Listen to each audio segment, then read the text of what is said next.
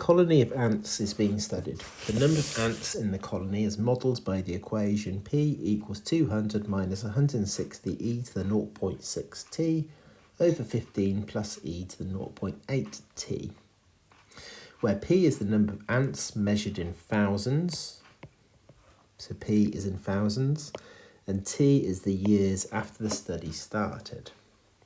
And we're given a sketch of the graph at the top there. Part A, calculate the number of ants in the colony at the start of the study. So start of the study, that's when T is 0. So if we go to our model here and make T 0, so 200 minus 160 e to the power 0.6 times 0 over 15 plus e to the 0.8 times 0.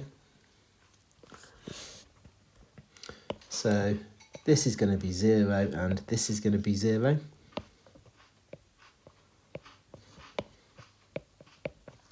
We know that e to the power 0 is going to just be 1. So we're going to, on the numerator, 160 times 1 is 160. And on the denominator, we've got 15 plus 1, which is 16. 15 plus 1 is 16.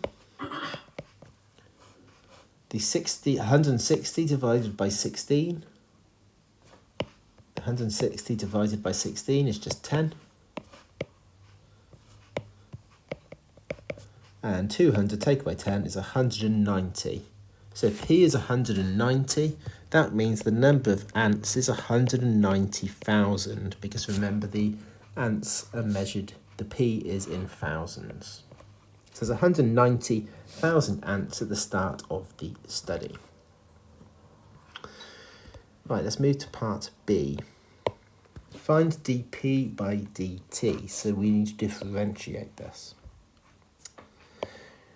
Now, first of all, notice that the 200, that's going to differentiate to be 0, so we don't need to worry too much about that.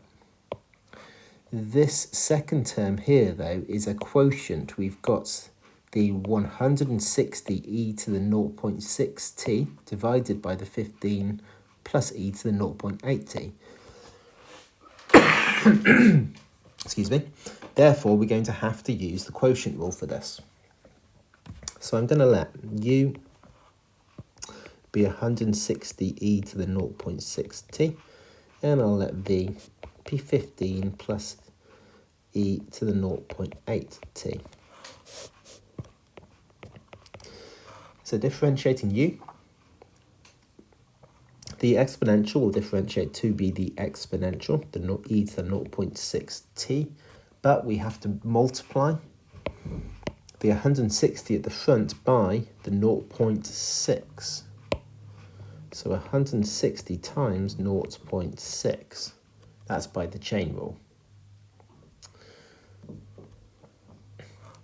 We'll tidy that up in, actually we'll tidy that up now. 160 times 0.6 is 96.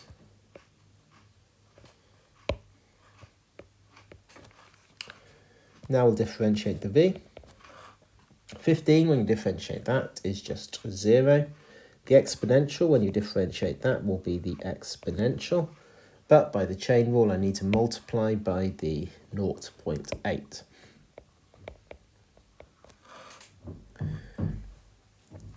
So, remember that the quotient rule, is u dash v minus v dash u over v squared. So applying that here, not forgetting, just remember I've got this minus at the front here as well. So let me keep that minus at the front for now. Right, the u dash times v. So the 96 e to the 0.6t times 15 plus e to the 0.8t. That's my u dash times v. Minus v dash times u. So that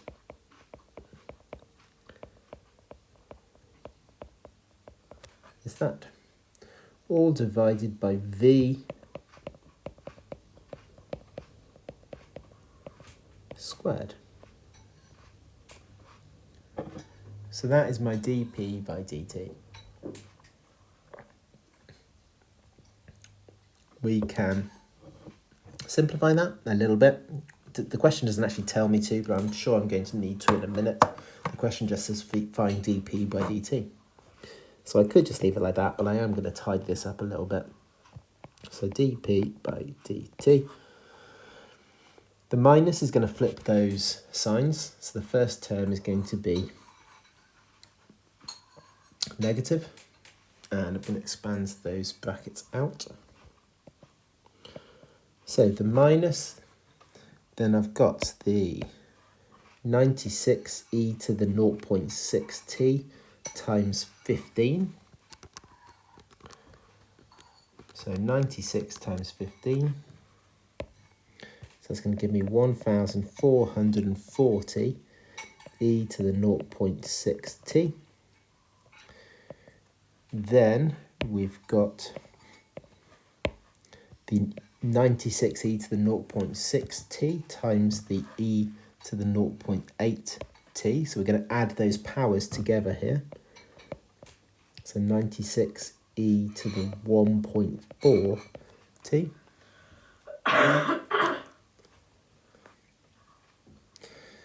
Then the second term, just remember that we've got this minus at the front being multiplied by that minus, which is going to make this a positive now.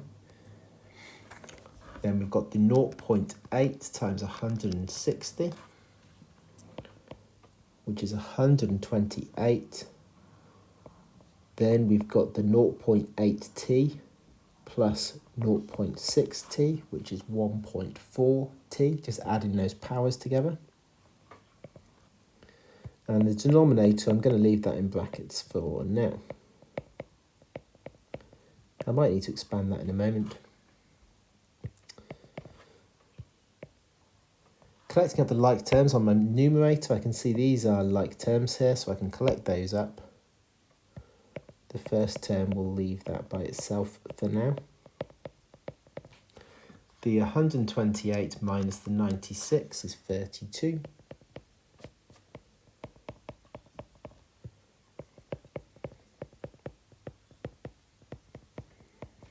Okay, I think I'm going to leave my dp by dt like that for now. We're told that the population of ants initially decreases, reaching a minimum value t years as shown in figure 5. So yeah, we can see the population of ants goes down here to reach its minimum point there. So we know at that point, we know dp by dt equals 0. So therefore, I know that's telling me that this equals 0 at that point. Now, if that equals 0, then really the only thing that needs to equal 0 is the numerator.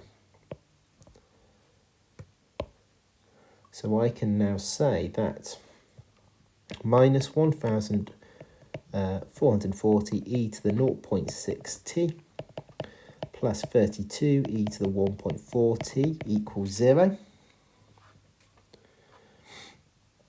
I'm going to move that negative term to the right-hand side.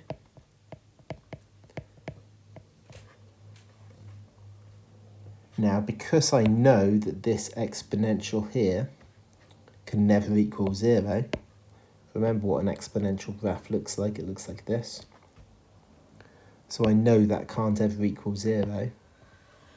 And because of that fact, I'm going to divide both sides by e to the 0.6t.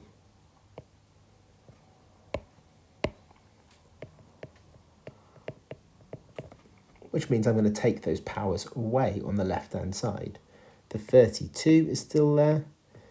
we get the e to the 1.4t divided by e to the 0.6t. So take those powers away, I get e to the 0.8t.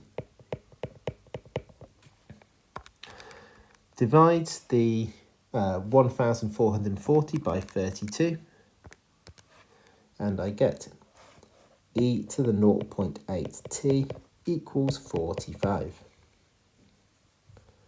We can now take logarithms of both sides.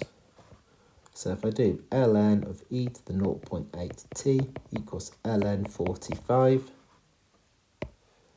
the ln and the e cancel out to just give me 0.8t equals ln 45. Divide both sides by 0.8, and I find my value of t to 2 decimal places is 4.7.